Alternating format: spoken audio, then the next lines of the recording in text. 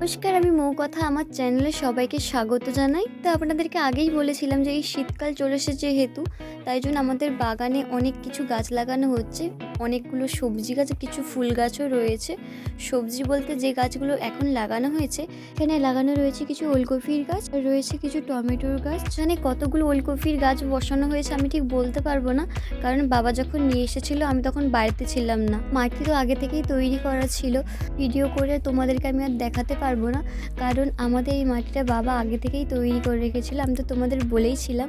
মাটিটাকে প্রথমে ছাই দিয়ে নরম করা হয়, তারপরে কোপানো হয়। কোপানোর পরে দেখো মাটিটা কতটা নরম হয়েছে।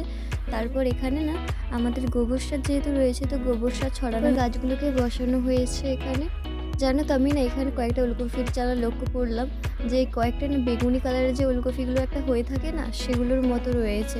তো পরে বলবো যে এটা আদৌ সেরমই হবে কিনা, কারণ আমি গাছটা সবেমাত্র দেখেছি, পরে হয়তো নাও হতে পারে। কালারের ওলকপিটা যদি হয়ে থাকে আমি আপনাদের সঙ্গে সেটা ভিডিও করে আপডেট দেবো।